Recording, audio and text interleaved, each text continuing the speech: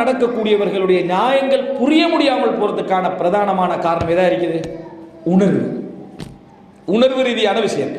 மனிதர்கள் எப்பொழுதுமே உணர்வு பூர்வமாக உணர்வு மிக்கவர்களாக இருப்பதன் காரணமாக ஒரு நாளும் நீங்க எவ்வளவு நியாயமாக ரெண்டு பக்கத்திலே நடந்துட்டாலும் சரி, நீங்க நினைச்சிருவானா நீங்க ஒரு நியாயவான் அப்படின்னு உணர்ந்து கொள்வார்கள் நினைக்குவாங்க. ஆனா உங்களுக்கு அந்த பாராட்டெல்லாம் தருவான், அவர்கள் கூட தருவாங்க. எப்போடா பிரச்சனைகள்லாம் அமைதி அடைஞ்சு ஒரு சிக்கல் இல்லாத ஒரு 2 நாட்களும் நிமிடங்களும் மாதங்களும் வந்தா அந்த இடத்துல திடீர்னு உங்களே பாராட்டுவாங்க. அவர் 2 பக்கமும் ஒரு மாதிரியா சமாளிச்சுட்டு போறாரு பாராட்டுவாங்க. அந்த டைம்ல சந்தோஷப்பட்டுக்கொள்ள வேண்டியதான். ஆனா யூடேன் வரும், சரியா? இயற்கையான ஒரு அம்சம் என்று சந்தோஷப்பட்டுக் கொள்ள வேண்டியதான். இன்னொரு காரணம், இந்த உணர்வு ரீதியாக வர விஷயம் குடும்ப ரீதியாக மட்டுமல்ல, நீங்க சமூகத்திலையும் தான், அடுத்தடுத்தவங்களோட விஷயத்திலையும் தான், எல்லா இடத்துலையும் நீங்க இதை பார்ப்பீங்க. அறிவு ரீதியான நபர்கள் குறைவாக இருப்பது ஒரு காரணம். அப்போ அறிவு ரீதியான நபர்கள் 3வது கட்டம் எடுங்க.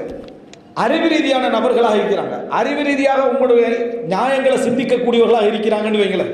அறிவு ரீதியாக இந்த அறிவு ரீதியாக நியாயங்களை சிந்திக்கக்கூடியவங்களுக்கு முழுமையான அந்த அறிவு கிடைப்பதற்கு நிறைய பண்பாடு இருக்கிறார். அறிவெல்லாம் விளங்கிடுவாங்க, நியாய அவநியாயங்களை புரிஞ்சு கொள்ளக்கூடிய அறிவுகள் எல்லாவற்றையும் வளர்த்துவாங்க. பண்பாடு இல்லைன்னு வைங்களேன். பண்பாடு இல்லைன்னா என்ன? பொறாமைக்காரன். உதாரணமா முஆவியா ரலியல்லாஹு சொல்றாங்க, இன்னி லஅக்திர் அன் உர்திய குல்ல வாஹிதின், நான் எல்லா நபர்களையும் திருப்திப்படுத்துவதற்குரிய ஆற்றல் எனக்கு இருக்கின்றார் முஆவியா ரலியல்லாஹு.